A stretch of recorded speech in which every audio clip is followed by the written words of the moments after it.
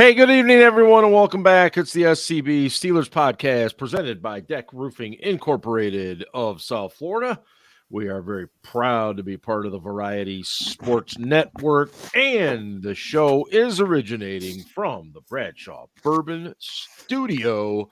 And welcome, everyone, to the Smoke and Mirrors episode, because it's seemingly that's what the Pittsburgh Steelers do to find ways to win.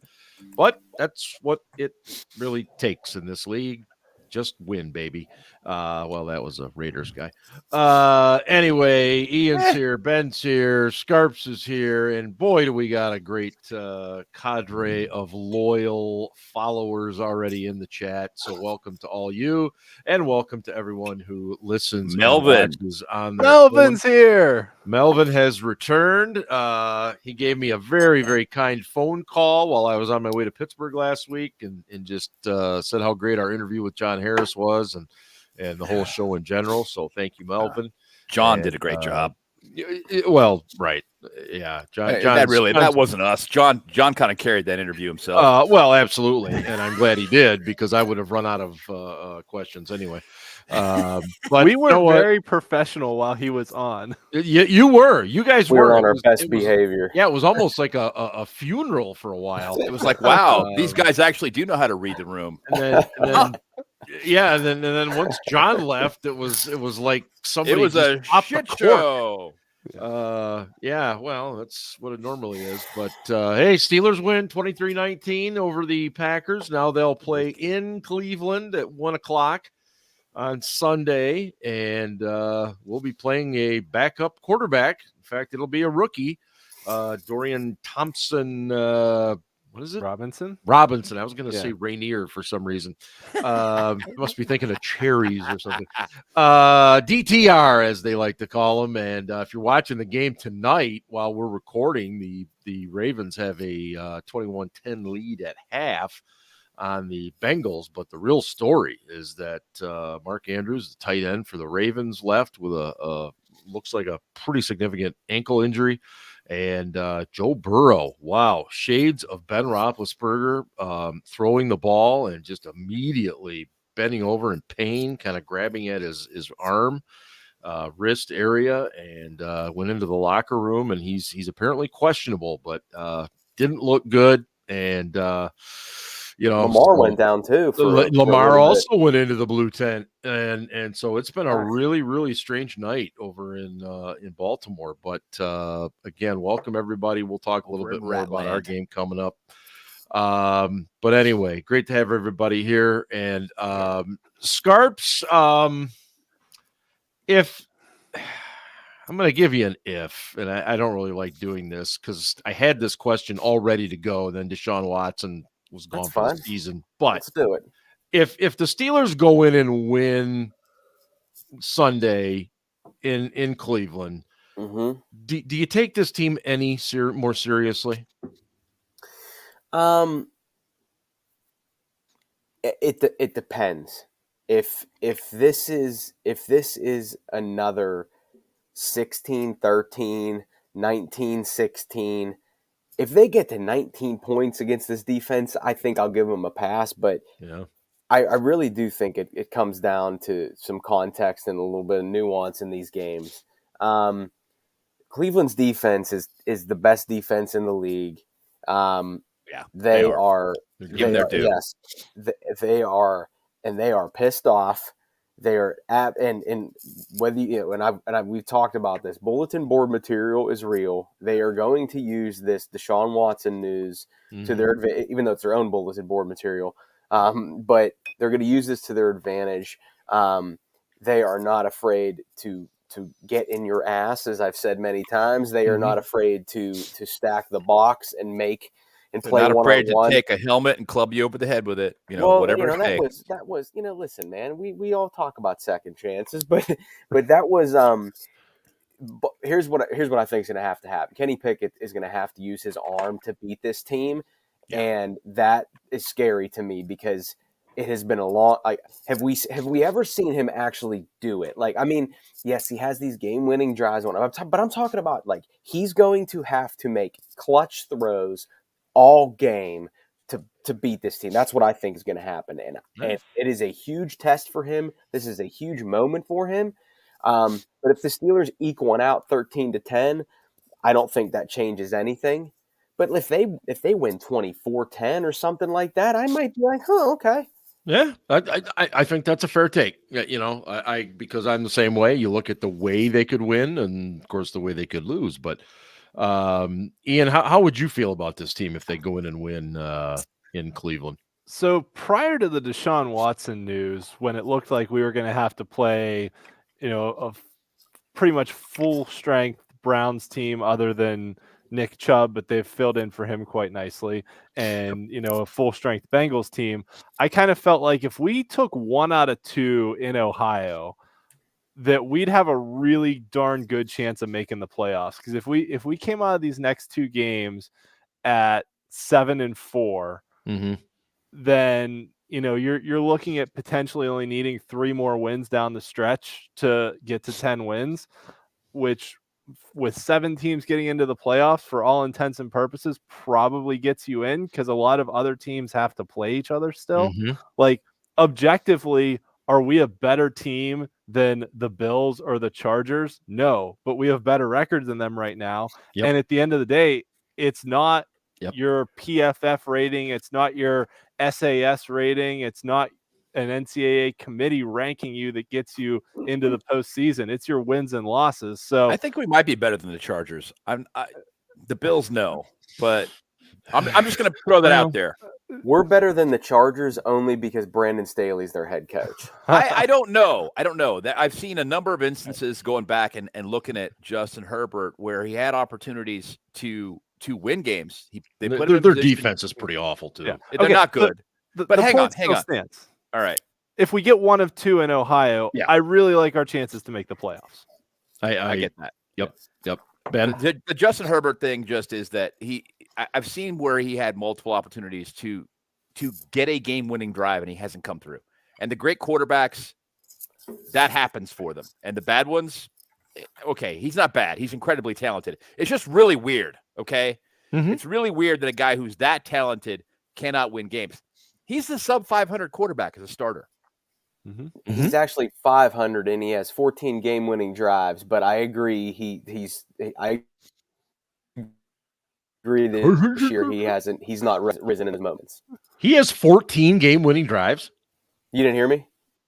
No, is that what you said? He had 14 game. Yeah, Oh, my bad. I didn't know if I phrased it. 14 game-winning drives. He's 500 as a quarterback, but he only has 1 game-winning drive this year. 500 as a quarterback because they've won a couple of games in a row.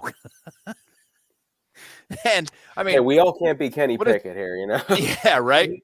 And Pickett's not good. I mean, we know this. I'm just saying, as a team, I think the Steelers are better than the Chargers. But getting back to the question at hand. Would I take the team seriously if they won in Cleveland? I agree with a lot of what Scarp said. I think that the Browns are going to come out. They're going to load the box. We're going to be looking at, seriously, 9 and 10-man boxes the whole game. They're going to play press, and then they're going to drop into cover 3 or cover 1. And they're going to dare Kenny to throw the ball. I'm not going to say he's going to have clutch passes the entire game. I think he's going to have a lot of one-on-one opportunities. But he's going to have to make those throws. And if he can't, it's going to be a problem.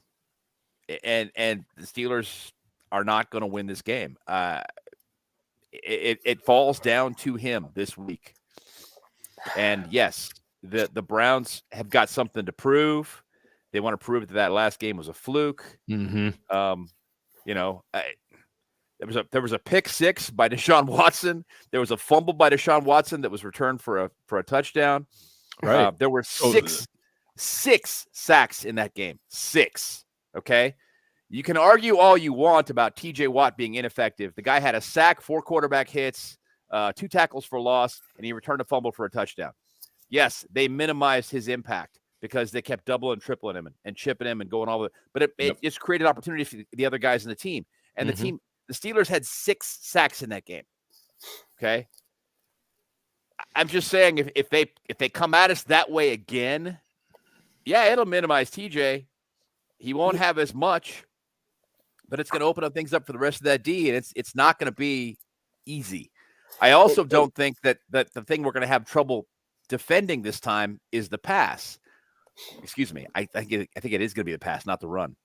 I think that the linebackers they have are better versus the run than they are the pass, and that they're going to run a lot of RPOs with this kid to try and see what they've got there. Kind of a vanilla offense with a bunch of RPOs. The pass rush of the Steelers may not be a huge factor this week because the ball's going to come out quick. And they're going to run it a lot. But the ball is going to come out fast when they throw it. I think that, and I want to be real about this right now. Deshaun Watson, yes, he had a really good second half against the Ravens. Yeah. But Deshaun Watson has not played well this year. No, he has not. That second half was probably his best half. Yes, and you know what? He was hurt, and I give him credit for rising to the occasion, having the cojones to do so. I'm not going to make an inappropriate joke, but I want to. But there's a lot of confidence right now in Steelers fans because we're facing a backup, and I can remember. I mean, Jacoby Brissett was a backup last year. Yeah. The 2017 opener in Cleveland against a rookie quarterback, Deshaun Kaiser, who actually has worse numbers than Kenny Pickett. Though I think it was a 21-18 game, Steelers. They struggled with that. So yes, this is a week-to-week league. Yep. Keep it as such. Don't worry about who's playing next week, who's hurt, who's this, who's that. One at a time. And I'll say this.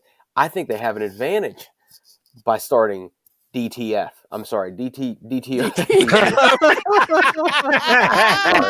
DTR. I don't think I see where Ryan's mind is tonight. Let me just finish. I want to rebut when you're done. Okay. Yeah. Just the reason I say that is because there's tape on PJ Walker. There's obviously tape on Deshaun Watson. This kid he's made a start, but there's not a ton of tape on him. Yeah. And I think Kevin Stefanski is a pretty good coach, and he's already outcoached Mike Tomlin when he wasn't even in the stadium. Yeah. So I just one at a time.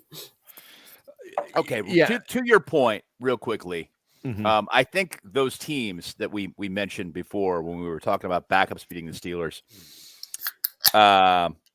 this was a different team then, and it was a different defense that maybe took that situation too lightly. It just seemed like for those games, the theme on this show was the defense came out unprepared. They weren't mentally prepared for this. That's why this backup quarterback beat them. They took it too lightly, and they got beaten. And I don't think they're taking anything lightly or anything for granted this year. I think this defense knows they have to carry this team because this offense sucks. If they don't know by now. Just being real. Yep. Okay? Our offense is not good. We probably can count on them for 10 to 14 points, 10 to 13 points tops. 14 is generous. That's 2 touchdowns. Yeah. So, I mean, what we might get out of this, maybe we'll get lucky and we'll get like 16 points, which would be, that's 3 field goals. Get close enough to get that. The defense is going to have to keep the other team at 15 points or less. And I think they're aware of this. I think they know it. Oh, yeah. So I don't think they're taking anybody lightly. I'm not super concerned about playing a backup. I do think that the point that Scarf's made has merit in so much as Terrell Austin isn't going to be able to plan for this kid as well as Minka would someone else that he's got tape on as well as Minka. Well played. Yeah, it was well played. I think go ahead. I mean, with DTR's running ability, though, I think you can use some similarities to your Lamar Jackson game plan. I'm not saying DTR is Lamar Jackson, but with what the Browns want to do with running the ball, they're going to overload the offensive line with extra tight ends. You're going to see a lot of 2 tight end sets. So You may even see them bring in extra offensive linemen, which is something the Ravens do as well. Mm-hmm. I mean, it's not. I agree. It's going to be a fairly vanilla game plan, but you can use elements of other things you've prepared for other teams. That it's not going to have to be a completely new defense that these guys have to learn. And let's not forget, we're down 2 inside linebackers here. But on the flip side, we probably have our 2 best run defending inside linebackers playing in this game in Mark Robinson and Landon Roberts, and which worked for us this week, but may not next. Right. Yeah. Right. But my goodness, has Landon Roberts really started to come into his own as a run defending linebacker. He's a hammer. He really is. There was a play against the Packers where he just threw the pulling guard into the running back, and it was incredible. He met him at the correct point of attack. He got to the outside, and he met him on his outside shoulder, which is what you have to do when you're setting the edge. And in that moment, he was the edge setter. Yeah, I agree with you. He's been great. I want to. Jen has brought up a couple of good points here about the running game. I'll off that. So if I can go, and I'll let you do that. I'm just going to kind of preface for the people that aren't watching. Maybe she number one, she asked, how many yards is it going to take this week, especially coming off 205 yards. And secondly, if Freiermuth does come back, as it looks like he will, then how does that affect the run game? If does that cut down on Darnell snaps? They're not running 12 personnel anymore because it wasn't effective. Right. So yeah. Ian, let me throw it to you. So here's what I'll say: is they faced a lot of 9 and 10 man boxes against the Packers. The Packers were stacking the box with 10 guys most of the day. It's just that the Packers defense sucks and they couldn't tackle. And our offensive line in the first half was doing pretty well. The second half, they weren't getting as much push, but in the first half, the line was doing really well, even against those 10 man boxes. But I fully expect the Browns, like Scarp said, to do the same thing. They're going to play, 10 guys at the line, 1 safety deep, probably press the corners on the outside. And really, if I was Jim Schwartz, who's a pretty good defensive coordinator, so I wouldn't be surprised if they do it, basically just play the outside routes, play outside position with your cornerbacks the whole time, and let them give the Steelers receivers inside position, because Kenny's probably not going to throw it over the middle of the field. Right. And really, the Steelers had a lot of success. They ran for 205 yards against 10-man boxes, but they're not going to be able to do that against Cleveland's 10-man boxes, because Cleveland's defense is a lot better than the 10 guys Green Bay was trotting out there. Yeah, no question. Yeah. So do any of you have a number of what you think a total rushing attack would give the Steelers a victory? I'd be really happy if we got to 130 or 140 in this game. I was thinking I was going to say 140 would be overachieving. Yes. 100 yards is kind of what I'm expecting right now. And they're going to be hard fought 4 yards. We're talking 3.5 yards a carry. Yep. I mean, it's going to be a fist fight. Scarps. Najee has played better, and I'm going to give him that. But this is a game where, you think it should be a Najee game, but it's not going to be. He is going to get stuffed, and they're going to need Jaylen Warren to be the one that's the difference maker. What we need is a real power back. We need a real power back. And that's fine, but we don't have that guy. No, and I don't think they're going to give up yards regardless. So, I think if the Steelers can rush for 100 yards, I think that definitely benefits them. You might be right. But like I said, this defense for Cleveland is going to be fired up. And they especially already, now, with losing Watson, they're going to be way fired up. And they already had a good game against us. They had a blown coverage because somebody overtook a crossing route by Muth, which I have no idea why, because then we're going to throw it to him anyway. And they threw it to Pickens for that big play. And it's Jim Schwartz is very tactical. Yep. This is a good matchup for the Browns. It is not a good matchup for us. Let's not forget, though, that it is Cleveland. And weird shit just happens in Cleveland because Cleveland. No doubt. I'm just saying. I mean, Cleveland always managed to Cleveland. I don't know why. I don't understand it. They just always manage to fuck something up. I will say because they're the Cleveland Browns. Yeah. That's so Brownsy. And it's not mine. That's what's his name? Dave. What's his fuck? Forget it. Anyway, Dave. Fuck, who's that? Damashek. It's Dave Damashek. Oh, Damashek. Yeah. Yeah. That's so Brownsy is his. And man, that dude. And I'm like, you're fucking right. Because I will say weirdest shit happens for that team. Even when they've got all the stars lined up, they still manage to fuck something up. It's like somebody in the 60s sold their soul to the devil so that they could win some NFL championships that nobody even fucking cares about anymore because that was before the Super Bowl era. Mm-hmm. And now it's like, yeah, well, you can't win anything again ever. It feels like Ernest that way, doesn't it? Ernest Biner. Think about all the fucked up things that have happened to that team and that organization. Even when Baltimore still was there, Baltimore had to leave Cleveland to win a championship. Yeah, they had to go to Baltimore to get rid of that hex. The one thing I will say though is, as much as yes, you're absolutely right, but there's that part of me that's like, when Ben played, he'd beat the Browns like 90% of the time. It's just like you knew, like it was going to take 3-1, baby. Somehow, some way. It was going to take a fluke for us to not win, like that 2009 game, which was just terrible. It was so cold. They didn't even warm up. It was so cold. What a wasted year. But now, I mean, I'd say over the past 3 or 4 years, it's a toss-up. I think I want to say the Browns have won at least one game against us in 3 of the last 4 years, and I think that means something. I think that rivalry is a little bit back. I think they're in a much better place. Excuse me, than they were. But you're right; it's still the Browns. And I just want to point out to go ahead, Freak, that the lucky elf, it should actually be a massage table in the center of that field, not a fucking elf.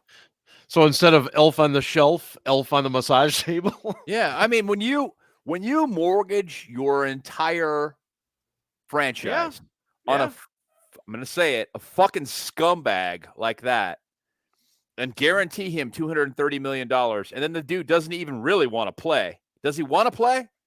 I don't get the sense he really actually does. Never really feels that way, does it? No. I mean, he played well in the second half last week, and maybe he was injured, maybe he wasn't. Yeah. He went in with what they said was an ankle injury at the end of the game, and then a couple days later, he's actually going to have season-ending surgery because of a broken bone in his shoulder. I tell you what, that was a very good statement. Their PR spin on that was very good. Oh, he wanted to play. He got shot up multiple times. Nice. Yeah. He was dying to play, and I'm like, that's good PR. Good for them. I wanted to point out that Noah mentioned that Sean Hockley is refereeing this game, and go ahead. Sean is the son of Ed Big Guns Hockley, and as all of you know, Ian loves the officials. Does Ian have a grudge against this guy? Well, the apple doesn't fall far from the tree. When Ed Hockley refed a game, you knew there was going to be a ton of penalties, and Sean Hockley's pretty much the same. So it's going to be a flag fest. So just prepare yourselves, buckle up. It's going to be as long as they call it the same for both teams. It's the NFL. They never call it the same for both teams. His last as long as it favors the Steelers. The last time like we got in Los Angeles, he called a Steelers game was the season opener 2022 at Cincinnati. That's the last time we saw him, and I think we won that game. Yep, 12 or 13 accepted penalties in that one. If I researched it right earlier, that's not bad. No, it's not great. It's not great, but it's not bad for a division game. And by the way, I just want to throw this out there. Well, how do you guys feel about Thursday night divisional games? Fucking suck. That's bullshit. I hate Thursday night games, period. But these divisional games, I think I don't like it. And I think Thursday night football should be eliminated. And I felt this way. I felt this way. I felt this way for a very long time. And because I had to live through it, and no, I didn't play, and I want to make that clear. But it was fucking hard for me, and I didn't play. I can only imagine like what it was like for these dudes. And I remember, and I'll never forget this. We were on our way home from Cleveland, and I can't remember what year it was, but we were on our way home from Cleveland on the bus. We bused to Cleveland, to and from Cleveland, and we were playing. We played at Cleveland, and then we played a Thursday night road game. And I remember Mike Tomlin turned around and looked at me and was like, "Ryan, man, how many fucking times have we played? How many fucking times have we played a fucking Sunday road game and then a Thursday night road game?" And I was like, "I don't know. I need to look this up." And I think I tweeted it. I'll see if I can find it here.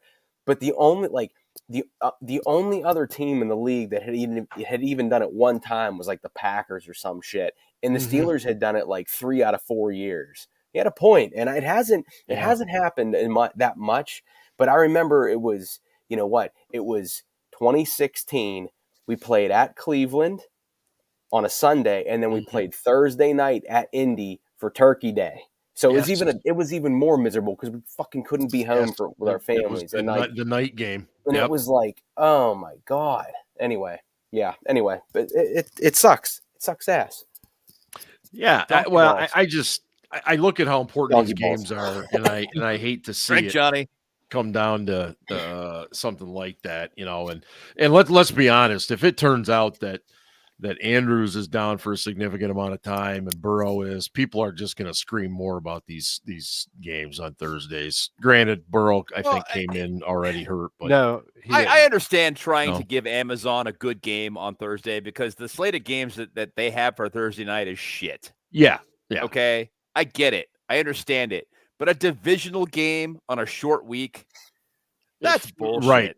Right. Yeah. Well, those are really important games. And they've changed. That's total bullshit. Yeah, they've changed the rules too, because it used to be back in the day. It used to be that every NFL team was guaranteed at least one primetime game during the season, and they've done away with that. And when they first put Thursday night football in, it was kind of a way to be like, all right, well, we're going to put the shitty teams on Thursday night, so that's their one primetime game. Then we don't have to take up like a Sunday or a Monday night slot for the shitty teams of the world, the Arizonas of the world, the New York Jets of the world, you know. But now they did away with that rule. So there's teams that just don't have any primetime games. Then you got some that have 5 or 6. Right. I think five is the limit, but then you can get flexed into more. So yeah, it's stupid.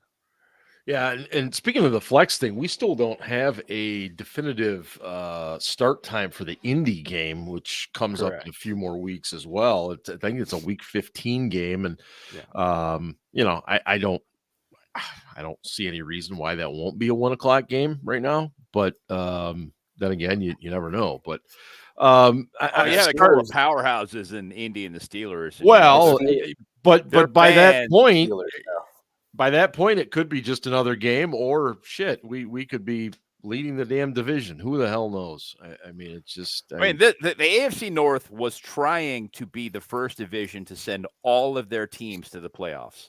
Mm-hmm.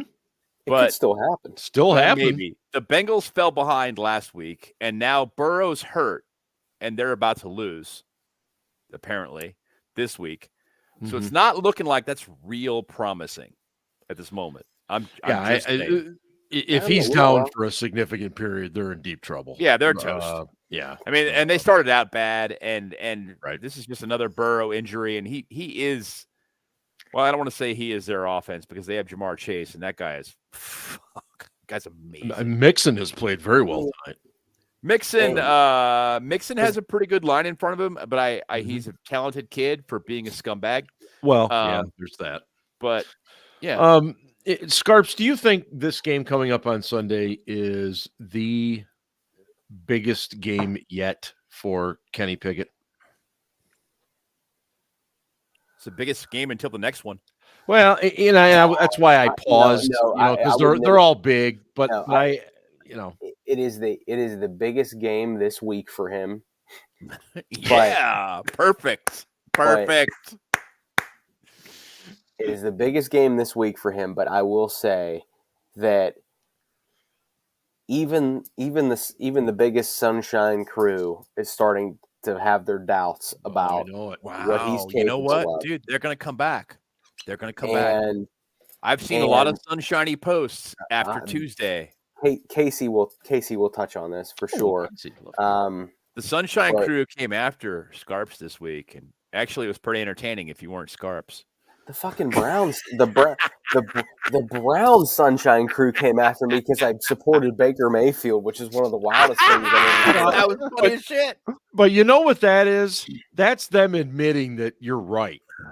They shit on that. What's funny about it is that, and for those who give a shit or don't, but I basically just said the Browns had their guy in Baker Mayfield, and they fucking tossed him away. And he beat Ben at Heinz Field. He went to Arrowhead, and he went toe to toe with Mahomes. And I was reminded, well, Mahomes didn't play the whole game. He didn't leave the game until the third fucking quarter, you noobs. So relax. And second of all, Rashard Higgins he caught a touchdown, but fumbled the ball into the end zone right before the half. Yep. Is that Baker's fault too? And anyway, by the way, he would have died on the field for your franchise. And you know what you did? You said, sorry, we like this guy that may or may not be good because the last time he played was in 2020, and he sat out all of 2021 because he liked getting handies at massage parlors. And then when he couldn't do that, he was so entitled that he would do it at home. And you know what? That's the first time I've ever actually really went at the guy. Wait, but I had a bunch of what? He'd do it at home? Or whatever. He had massage therapists come right to his home. No, they didn't go to his home. They would go to hotel rooms. They didn't come to his house. Whatever. He sought them out. No. I want to clarify this so that everybody realizes what a fucking scumbag this guy is. And I'm sorry to cut you off, but he sought out massage therapists on Instagram. Okay. Yes. So he looked for massage on Instagram. So basically, he was looking for hookers. And then he had them come to hotels and sign a non-disclosure agreement because the team found out what he was doing and said, wait a minute, time out. You need to have him sign this because this could be a problem for us. So they got to sign this before they give you a handy. And then when they walked into the hotel room, some of them thinking they were legitimately going to give him a massage, he was in happy baby position and naked and wanted them to rub him on the taint. Okay, this guy is a fucking scumbag. I don't mean to laugh. Anyway, let me get back to my rant. So that's what I'm saying. But the point is, so Browns fans, listen, I had to mute my notifications because it was picking up. And the last time something picked up like that, it was involved Antonio Brown, and that didn't end well. So I was trying to avoid the PTSD. But it got a ton of likes, and that makes me believe that Browns fans actually agreed with me. But I think a lot of them do. But the loudest of the loud were we're seeking comfort in the fact that they paid a guy $230 million guaranteed.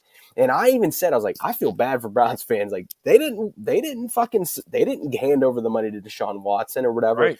But then it was just and then I heard so many. Oh, somebody. You should worry about your own quarterback. It's yeah, he fucking sucks. I know. What do you want us to say? I would take please give me Baker Mayfield over Kenny Pickett. God, yes.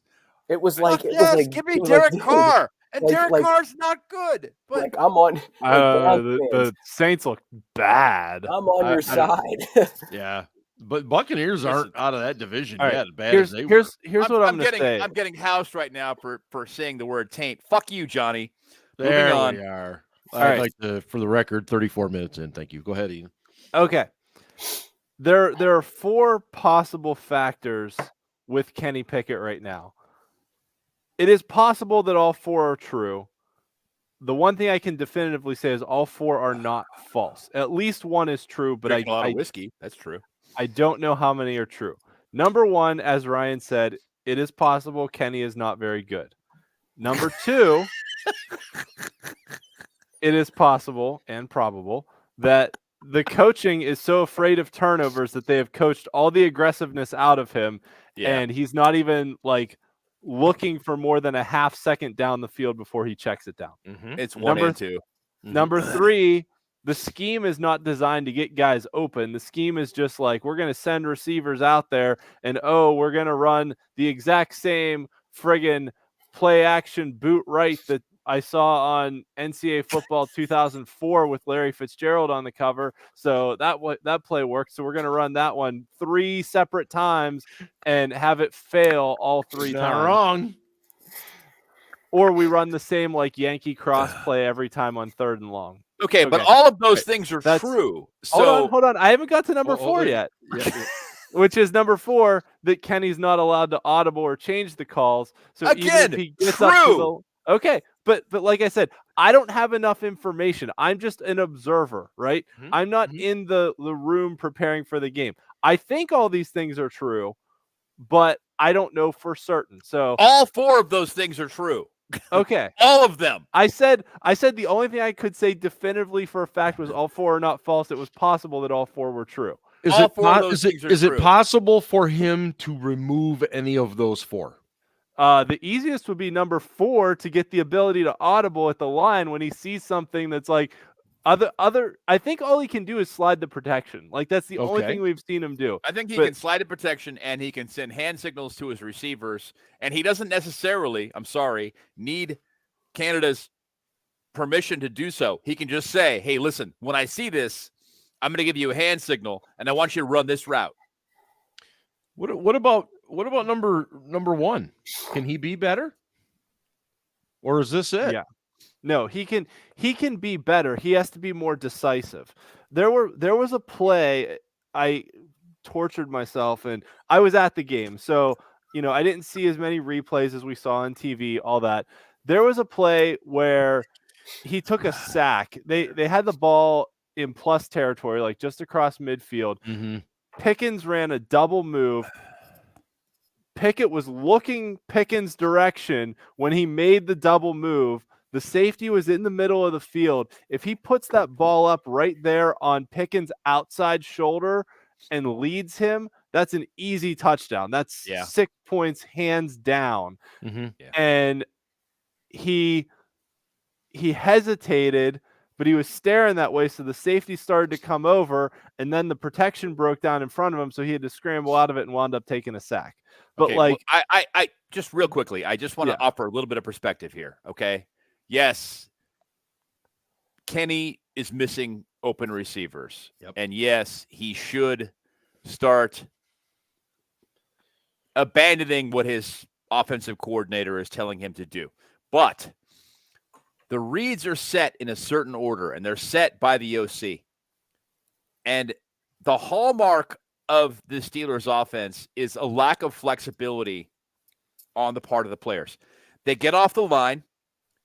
There's no pre-snap read for the wide receiver. There's no post-snap read for the wide receiver. Likewise for the quarterback.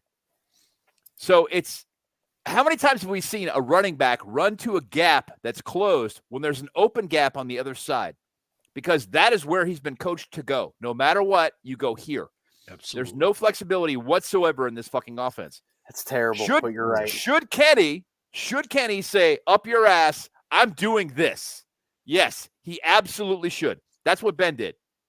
Ben went, "That's fucking stupid. I am doing this instead." He would get up to the line and tell guys audibly what route to run so that the defense could hear him, and his shit still worked. Okay? So it's possible. Kenny could be better in this offense. But this guy who's running the fucking offense sucks. And he's crippling that unit. And I'm going to stop there. And I want to say, Ryan, I know you have a point. I want to say one more thing on top of that. And I agree with everything Ben said. The first third down that maybe it wasn't the first one. The third down, they took the deep shot to Deontay. It was a terrible throw. He overthrew him by 5 yards. Yeah. Deontay got the pass interference call, which was a little bit of a touchy call. Yeah, that was bullshit. Yeah. That was a rookie call. He wasn't even pulling that hard. Let me finish my point. The pass interference doesn't matter. Okay. But the point was, I liked that throw by Kenny. Yes, it was 3rd and 2, but he had single coverage on the outside with the single safety high. If you get that, you take a shot. There's a ton of that. It was and that forces the defense to stay honest, especially early in the game. But he had a ton of single high looks with single coverage on the outside the rest of the game and didn't take it. I almost wonder, back to what I said previously, if he went to the sidelines after that drive, which they scored a touchdown on, and the coaches were like, Kenny, it was 3rd and 2. What are you throwing the ball down the field for? You got to keep it safe. We can't turn the ball over. We got to, I feel like, and I have no proof of this, but I feel like they are so turnover averse that they are just afraid to be aggressive ever. Totally on board with that. So I'll turn it over to Ryan now. I just wanted to add in that point about there was that one deep throw that I liked, and they went away. I miss Duck Hodges and his ballsiness. That was fun, even though he wasn't good. Yeah, it was fun to watch. Who was his coordinator? Well, it wasn't Matt Canada. Randy. So here's the thing, and this is the growing list of excuses for Kenny Pickett now includes Ben's numbers weren't that great and early on. Yeah, Ian disproved that already. Check Twitter account. Yes, Ian destroyed that. Yes, yeah. And also, Ian, I appreciate your astuteness and your just enthusiasm for proving people wrong. Because he's good at it. Well, what Ian does is look at the data and actually look at it objectively and go. Well, as we all know, what a concept. As we all know, Pickett stands don't like facts and context. But they don't like context at all, which is why they hate you. I wanna say this. Go back and look at early Ben highlights, and I want to be clear about this. Yeah, you know what? Ben had a better coordinator in Ken Wisenhunt. He had a better QB coach in Mark Whipple, who actually was Kenny Pickett's offensive coordinator. Yep. But the point being is that go back and look at Ben early on, and this dude definitely made shit happen. He made shit happen with his legs. He would brush people off. And the other thing, too, is, and Bill Cowher has said this repeatedly, is that Bill Cowher would get pissed off when Ben would play street ball. And they would laugh about it. Bill Cowher has said this for years and is as recent as being on Ben's podcast. And Cowher with his chin, like, sorry, I got a little mustache. Sergeant Slaughter. Let me see if I can do my Cowher impression right now.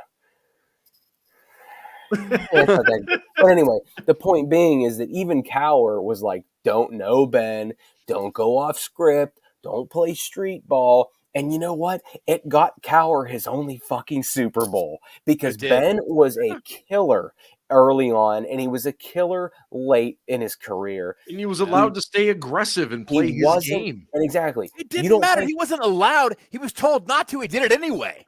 But that's the thing. You don't think fucking you don't think Ken Wisenhunt was like, dude, just fucking do what you're told. And he's like, nah, dude, I'm 6'5", and I'm going to shrug off this fucking linebacker and make a fucking play. When Ken Wisenhunt left, Ben went on record, and Ben ran on record when Ken Wisenhunt left and was like, yeah, there were things that Ken and I just didn't agree on. Wiz and I just didn't agree on things, and it's whatever. I think the same thing's happening in Buffalo right now.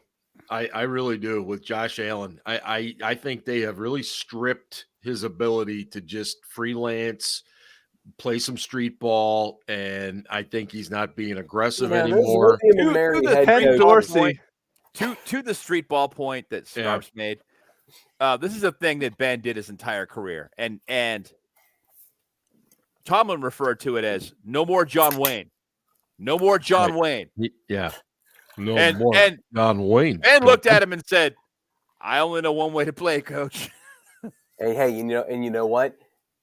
Who got Tomlin his only Super Bowl? Yep. Fucking John Wayne, because the best defense that the Steelers had in the last 30 years absolutely got torched by a guy that used to bag groceries and a pretty good receiving core. They didn't get torched, I would say, until the fourth quarter, but that was ridiculous. That defense was literally generational. They gave up 172 yards a game during the regular season. Kurt Warner threw for 181 yards on them in the fourth quarter. Yeah. Alone. Kenny had like 82 at the half. So Actually, that was 60. Kurt Warner threw for more yards in the fourth quarter of Super Bowl 43 against one of the best defenses in NFL history over the past 30 years. Mm-hmm. He had 60 more yards than Kenny Pickett did on Sunday in the whole game against the fucking Green Bay Packers. I am who just are as good saying, as the fucking Shaler Titans defense. That game proved to me that Kurt Warner actually was a fucking Hall of Famer. Well, and granted, don't get me wrong, he had Larry Fitz. Yeah. Greatest hands And ever. Bolden. Greatest hands ever. And Stevie B. Stevie Breslin from Woodland Hills. Has more tackles. And Larry Fitz has more tackles than he does drops in his career. Truth. More tackles as an offensive player than he does drops. That's how good the guy's hands were. Fucking sick.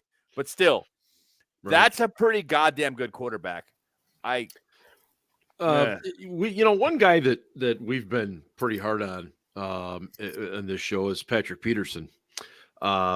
Great game last week. He look, the blocked extra point turned out to be really the most decisive play of the game. I wanted to talk about that. Please. And we've kind of skimmed over this whole. Oh, that's fine. This has been an atypical show. Usually we spend like an hour talking about the previous game and then 5 minutes talking about the next game. Yeah, right. We've actually talked more about the upcoming game than the previous game. It's bizarro podcast tonight. Yes, it is. Also, Mark said hard on, but that was funny. So, at any rate, that it's good thing that Ian's kids aren't watching this show. That blocked extra point completely changed the dynamic of the game because they make that extra point. The end of the game, they're not throwing into the end zone anymore. They're kicking a field goal to send the game to overtime. Yep. But even before that, the prior drive when Peterson made the tip in the end zone that Keanu Neal intercepted, the dude just played better. Flat out. Well, hold on. That drive, do they make that throw into the end zone on third down if they only need a field goal to tie, or do they play it more conservative, kick the field goal to tie, and then all of a sudden, the end of the game, they're driving for a game-winning field goal? You realize the only person on this show right now that understands what you're saying is me, right? I'm here. What am I doing? Okay. I didn't mean to insult you guys. Yeah, but at any rate, Peterson's blocked extra point completely changed the dynamic of the Packers' last two drives, which resulted in our 2 interceptions during the game. So because they had to force the ball to the end zone because they were down by 4. That was a huge play in the game, and nice to see him finally be a contributor. But he also did it on defense too. The tip really, that was where's that been? In coverage. Yeah. He was good. Yeah. He played reps a little bit on the outside, but mainly he played in the slot and then safety. And he played well in coverage. And I was like, where's this guy been? Two things. What happened here? At safety especially, I'm like, maybe we should just make him a free safety.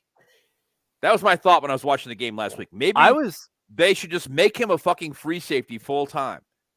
I was actually surprised when Neal got hurt that they didn't put Peterson at free safety and move KZ to strong. What the hell, Melvin? Because how did you get that in there? I don't know how many times I tried to type that word and it won't let me. You're not allowed. I've put filters on yours. But when KZ got hurt, I really thought they were going to put Peterson at safety with KZ. Yeah, I did too. But they put Trenton Thompson in the game, and I was like, I was sitting there in my seat, and I was like, who the fuck is 17? I was like, who's this guy out here? And I was like, oh, Thompson. I remember him from the preseason. Okay. But yeah, so apparently Thompson's going to start this week per the rumor. Jim Wexell heard him say at his locker. So, okay, let's put this in context. Thompson was told you're going to start so that he prepared himself to start. Doesn't necessarily mean he's going to for sure. Okay, well, there's a good likelihood. Right. So basically what they did was they pulled him aside and they were like, Grady Brown, isn't it? Yeah. Grady Brown pulls him aside and says, listen, you're going to start this week, so you need to prepare yourself for that. Now, don't get me wrong. If Keanu Neal somehow comes around and he's there, he's the starter. But, they needed Thompson to prepare himself emotionally, mentally for the fact that he's the starter. Played 7 snaps last week. You're going from 7 snaps to the starter. And I think that's the way you have to approach it. You need him to be ready. I love that Mark has left this comment on the screen this entire time. Oh, you notice that? That was well done. Oh, wait. This one, when I say fuck you, Johnny, it will not post. But fuckity fuck, it did post. That's some fucking bullshit. That's correct, Melvin. He does have a rib injury. Yep. So, yeah. Sorry. Yeah, go ahead, Ryan.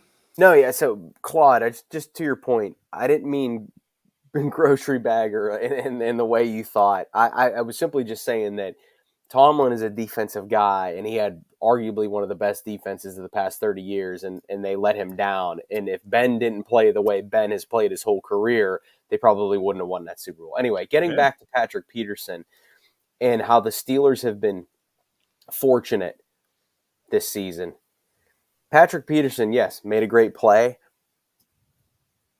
What are the chances, though, that he tips the ball and it goes out of bounds and the Packers are still in good position?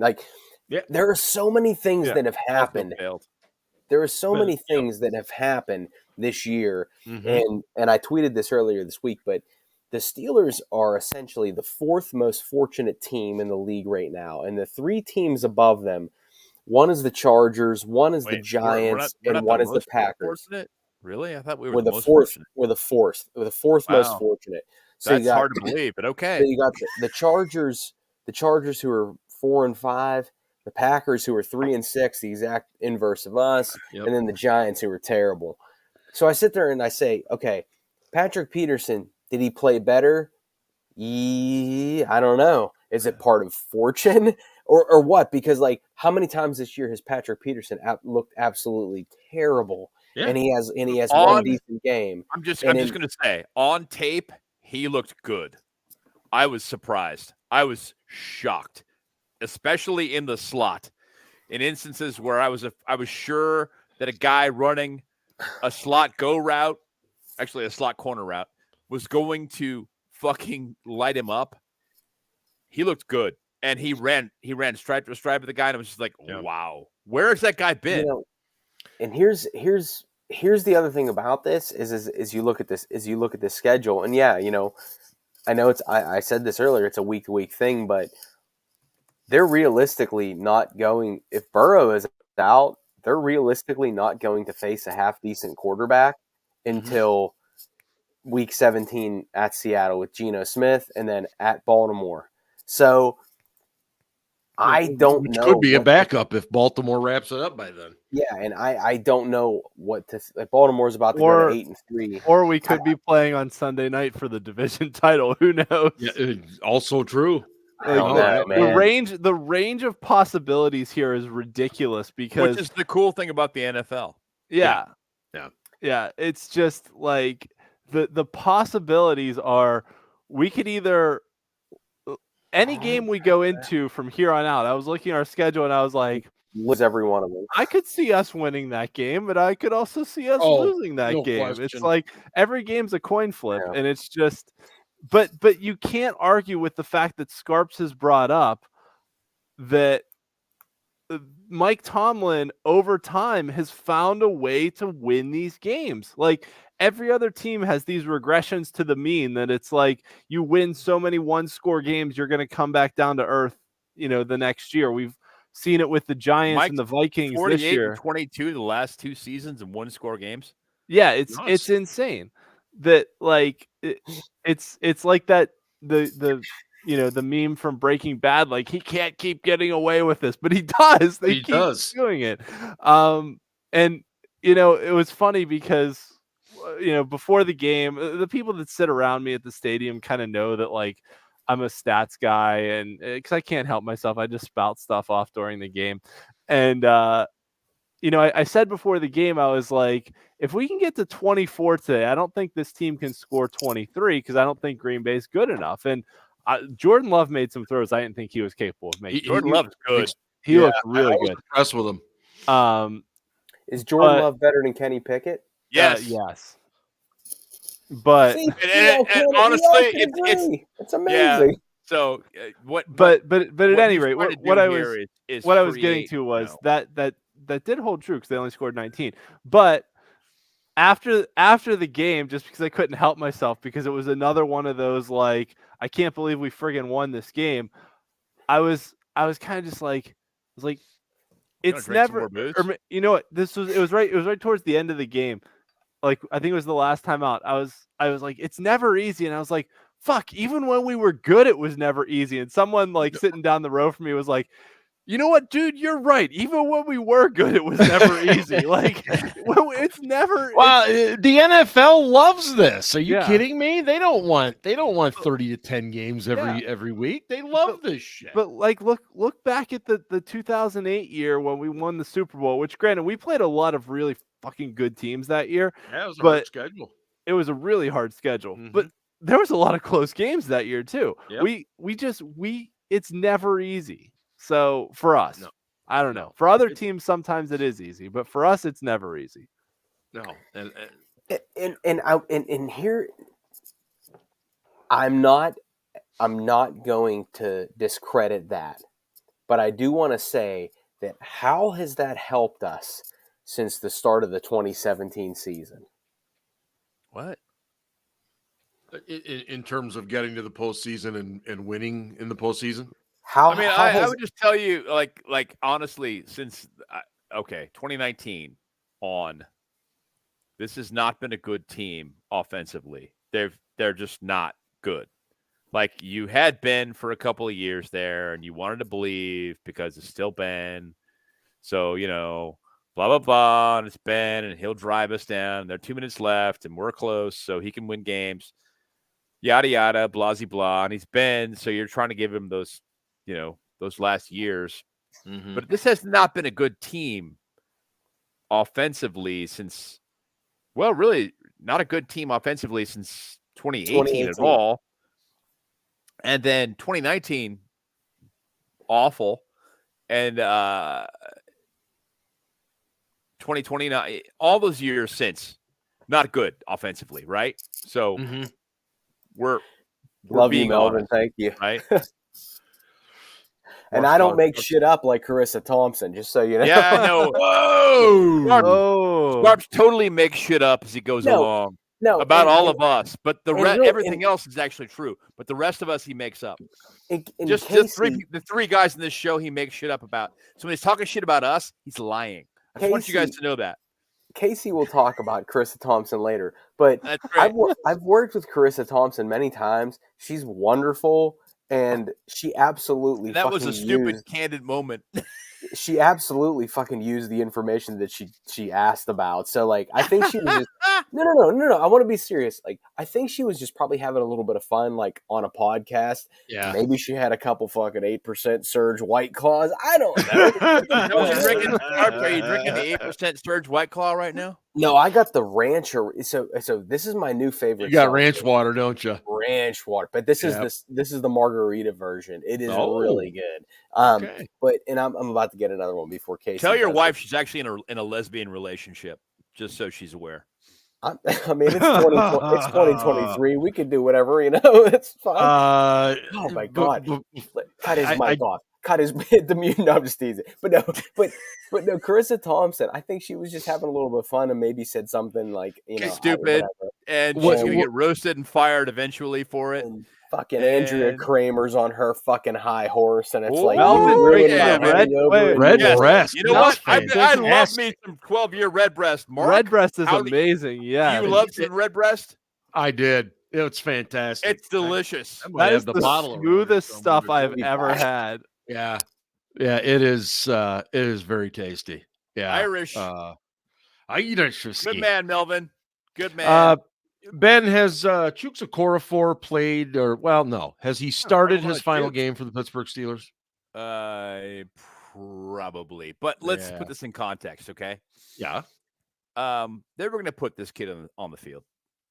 They were going to put Broderick Jones on the field. They were going to. Yep. And the problem was, to this point, anyway, Dan Moore is not very good at right tackle. He just doesn't feel comfortable there. He just can't do it. And Broderick Jones is like, whatever, coach. I'll do whatever you tell me. I don't care. And he's a ridiculous athlete. Yep. It's not like, and I'm going to be very, very, very, very frank. Broderick Jones is not winning reps because he's got good technique. Okay? He doesn't. Mm-hmm. His technique sucks. It's not good.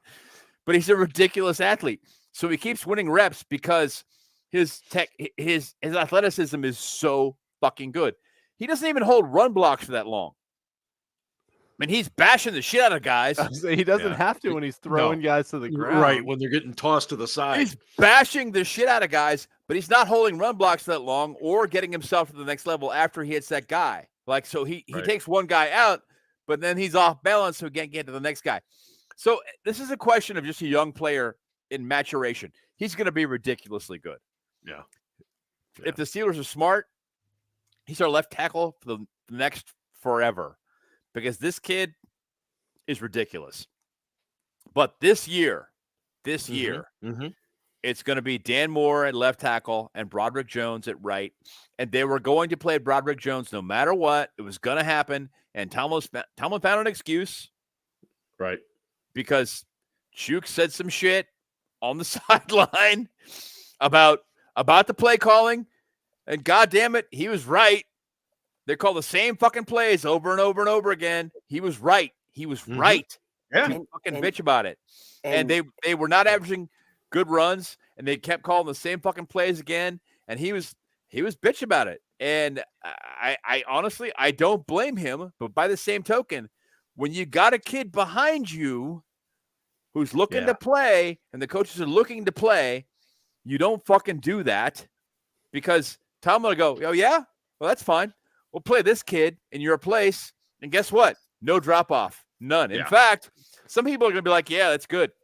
It's good. It's glad that you did that, because the run blocking is actually better on that side now. So and good. Yeah, go ahead, Ryan. Well, no, I just, and like people on Twitter were like, oh, Chuks quit. And I'm like, he didn't fucking quit. He literally was like, we should just fucking kneel the ball because we're not going to do fucking anything with it. And like, and I don't know. He's not saying anything that millions of fans don't say every week. He didn't say that they should kneel the ball. He was complaining about the fact that they were running the same running plays. Right. Specifically, which we say all the time. Oh, yes. And he was right. And yeah, and the reporter that reported it doesn't always have the best. Jerry? Huh? Jerry. No. It was Jerry. No. It was Jerry. It was Jerry Dulac. It was before Jerry. It was before DK. Jerry. That guy, whatever. Him.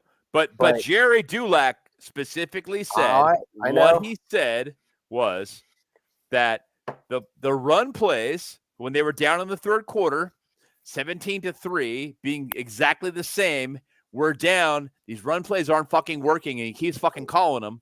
Yeah. Yes. And that I know. The other guy said something different, and fans but he was wrong. About that. What did that guy say? Basically, that Chuks said to just quit. Yeah. Well, what Chuks said was long before that, because what that guy said was that it was said in the last 2 minutes, and they should just go out and take a knee. No, that wasn't what he said. And fucking Chuks, Chuks is not dumb. Like, he definitely knows Broderick Jones is already breathing down his neck. He was probably pissed off that we didn't fucking do anything. And by the way, at that time, Mitch Trubisky was in the fucking game. Yeah, that's also true. Yeah, Canada calls the same bullshit and fucking third grade plays every week. If you want to have some fun, go on my Twitter account and look at the shutting up now.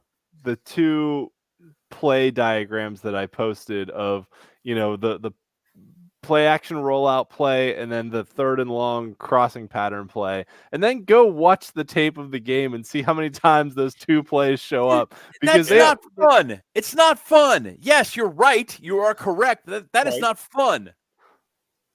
It's hilarious if you have a few drinks and are like, they're fucking running this play again. Why not? I mean, that would be super fun if it's a drinking game unto itself. Yeah. But that's exactly it. Like, it seems like every game we have, there's a report that like, oh, the defensive players knew what the offense was going to run. It's like, no shit. We run the same plays every 3rd and long. We're running the same play. Like, it's not a surprise. Even the last play of the game, or the last offensive play that got called back on offensive pass interference, when we actually did throw over the middle of the field, that everybody's saying like, oh, this Kenny Pickett had 0 passes over the middle.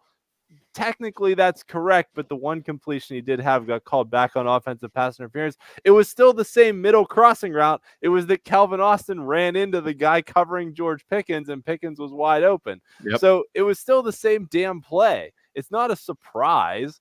It's that they only have like 6 plays in their playbook. This is less impressive than a high school offense, but we've been saying that all year. So right. What else? What are the Steelers going to do with their inside linebacker position this week? We touched on a little bit about the fact that, Cleveland, if they come run heavy, then we're probably in a decent position with Robinson because that's what they excel at. There's some talk about Michael Walker, who's got some experience having played in Atlanta, had over 100 tackles last year for them, but there's also a reason that he is on the practice squad, and will likely be elevated if he hasn't been already. So what the hell are they going to do at inside linebacker this week? They're going to do what they have left, which is they're going to start Landon Roberts and Mark Robinson, and they're going to play the run because this team runs the ball a lot, and they have a quarterback who's going to be running a bunch of RPOs, which means that it's short yardage passes anyway.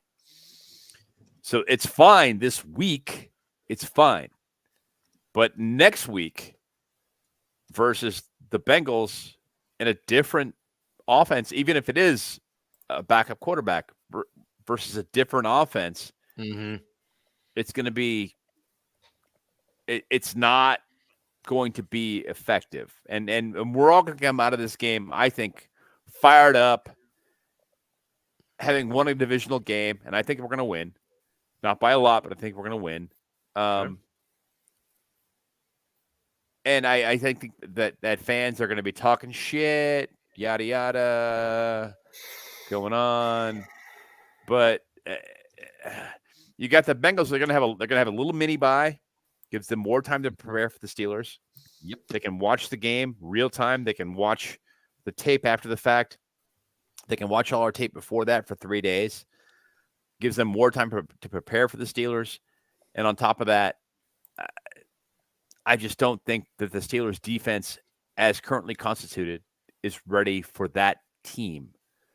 So I have some concerns going forward with our linebacker position. But, it's not going to be it ain't going to be pretty for a while. Let's put it that way. I agree. That answer your question? Probably not. Major concern for sure. All right, guys, about an hour, 10 minutes in here. So let's move towards the predictions as the Steelers once again play Sunday, 1 p.m. at the Mistake by the Lake. 6-3 Steelers, 6-3 Browns, and with the Ravens winning Ian tonight. Prediction says he's drunk. Yeah, you never know. Ravens winning tonight. That means the Steelers will need a victory to keep pace. Say it right. It's Ratbirds. Yes, Ratbirds. Yeah. Thank you. Scarps, what do you have for this Sunday's game? What is your prediction? He has Browns 37, Steelers 3. No. The last time I picked the Steelers to win, they lost, so I just got to keep picking them to lose. But no, I'm being real right now. The Browns defense, like I said, is going to be fired the fuck up, and I know that the Browns is the Browns, but I'm telling you right now that Kenny Pickett is going to shit his pants, and this isn't going to be pretty. It hasn't been in however long, but this time the Steelers do not come out on the good side. And I have the Browns. Shut up, Scarps. I have the Browns 19-12. 1912. Wow. Okay. I think that was a presidential election year. Ian, what do you got for a prediction? Me. Was that 1912? Was that Woodrow Wilson? He sucked. He was one of the worst presidents. Anyway, very, very intelligent person, but a real dumbass. Yeah. Yeah. All right. Donkey balls. Yeah. Okay. So I agree with Ryan that the Browns defense is going to be fired up, but honestly, for the Browns to win this game, they're going to need to get multiple turnovers and have a splash play on special teams. They basically need to have that like Josh Cribbs performance that they got that one like weird ass Thursday night game that we were there when it was negative 40 degrees. That was Josh Cribbs, right? He returned a kick for they beat us like 13-6 or something stupid like that. You know that punt return game? Yeah.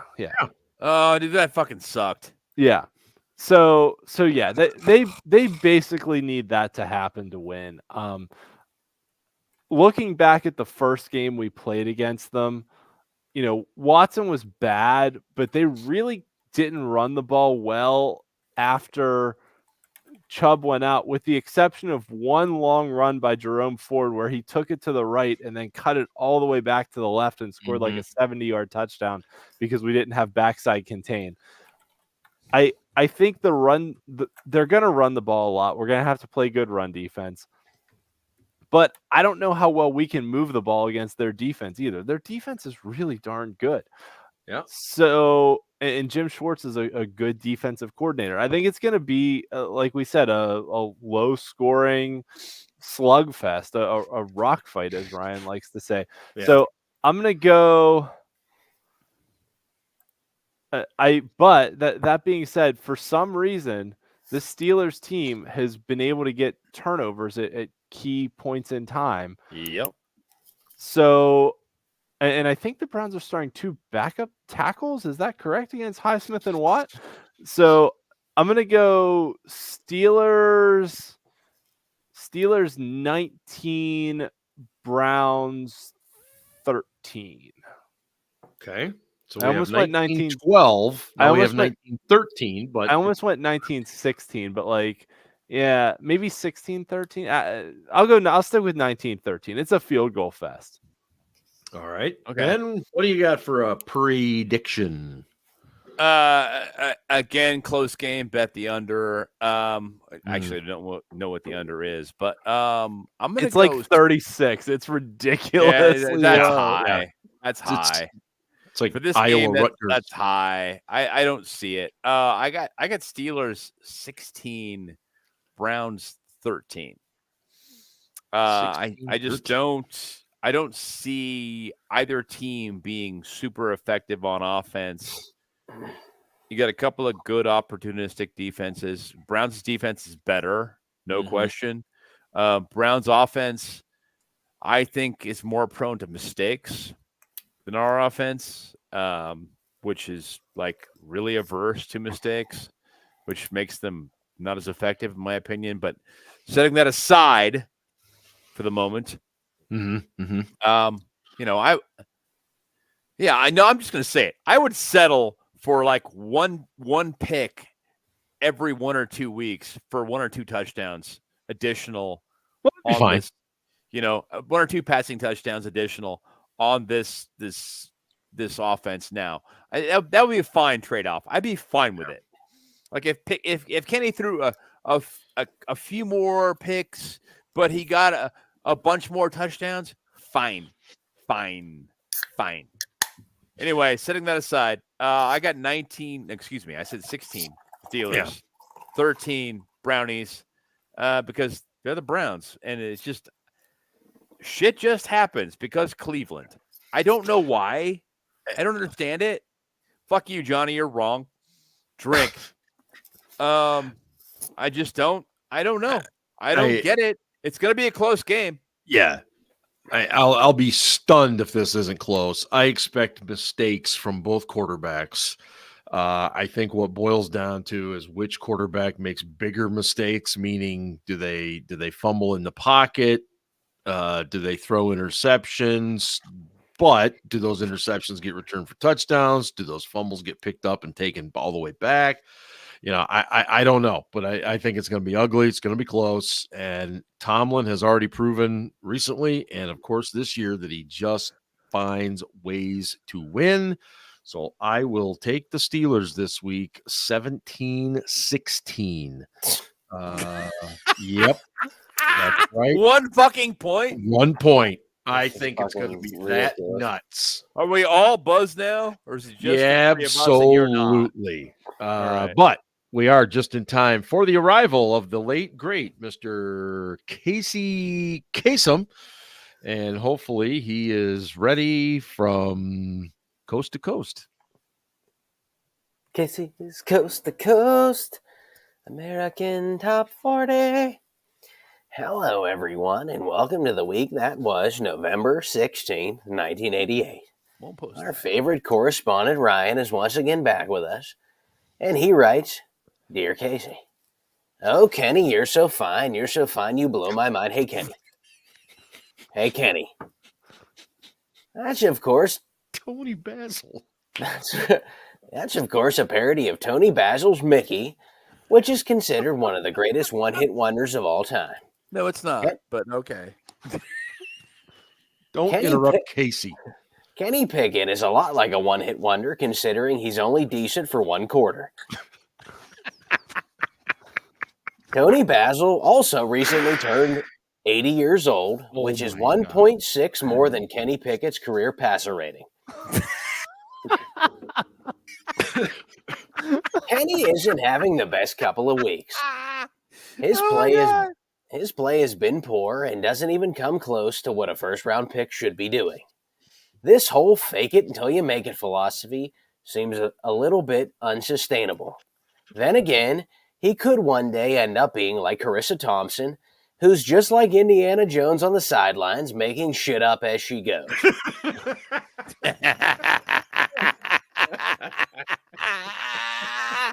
She got the internets all pissed off today with her comments. She's probably just making a joke, but there's no such thing as humor anymore. Unless you're talking about the Steelers offense. Casey, I'll admit, it was great to see the Steelers run it at will, albeit against the Packers defense that looked like a team that finished 3-6 in the WPIAL Quad A. Shout out to Ian, the WPIAL guru, for inspiration for that joke. Anyways, despite the success in the run game, the passing game looked awful. Guys running in the same spots again, the same rollouts, the same concepts. It's exhausting and it's not sustainable. I don't care what the Steelers Sunshine Crew says. Yeah, you're right. Speaking of the Sunshine Crew, the new excuse for Pickett is that he doesn't have enough talent to work with. I agree that coaching, scheme, philosophy, concepts, they all need refined, but the talent is there. Another growing excuse is that the coaches ruined Pickett.